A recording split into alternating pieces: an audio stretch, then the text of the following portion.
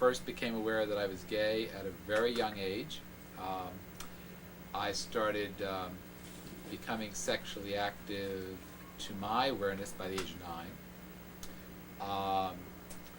Fooled around with my friends in my neighborhood. I did not relate to the gay social scene then, which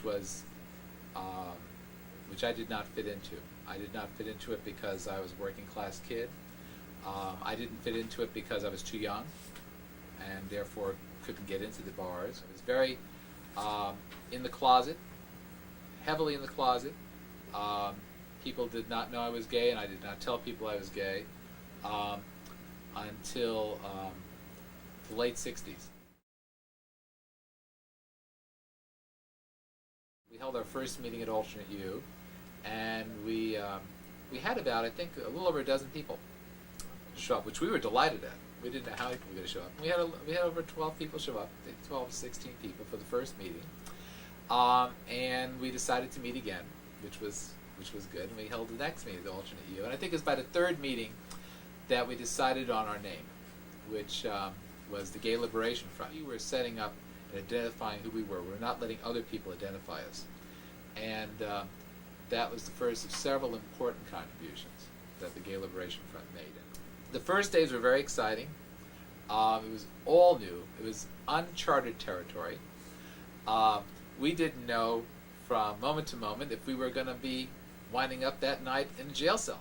It was against the law for homosexuals to congregate anywhere, not just in a bar. If you were a gay person, you could easily be fired from your job if you were known to be gay. In fact, there was a law in the books that if you were a lawyer, you'd be disbarred if you were a gay person. What was most valuable about the early days of GLF was we opened our arms to everybody who wanted to come in. Everybody was our sister and brother. We certainly all had and shared the anger and the pain of what it was like to be growing up gay and lesbian in a homophobic society.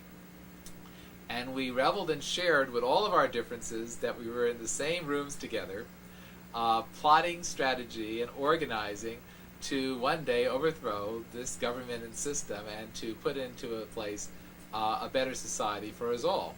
And we very much saw ourselves as part of the change of the times.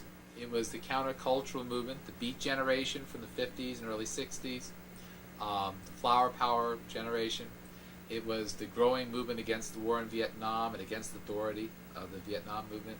It was the successes of the Black Civil Rights Movement. These are the things that I believe that inspired people to come together in the Gay Liberation Front and to seek change in a more militant and forceful way than had previously been done. Remember the news coverage on ABC especially? They would laugh about, oh, and folks, when do you hear this one? There was a group of gays and they held this demonstration today at such and such a place. Well, while they were laughing, they were alerting tens and hundreds of thousands of gays and lesbians that there was now a movement underway for their freedom. And it was the Gay Liberation Front which came along, which said that we were all brothers and sisters. An attack on any of us is an attack on all of us. And we went to defend anybody who came to us for help. The one thing we found in the Gay Liberation Front, besides a lot of disagreements, was we found a lot of hugs and a lot of smiles because we were gay. And that was a very liberating, evolving thing for many of us. I changed profoundly in the Gay Liberation Front.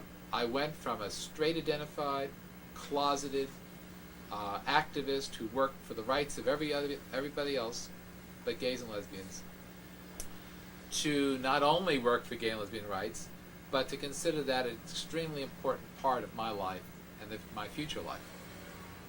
The Gay Liberation Front is where I made my decision to dedicate my life for the gay and lesbian community and for a better way of life, which I've kept. I've been active ever since for 25 years without stop.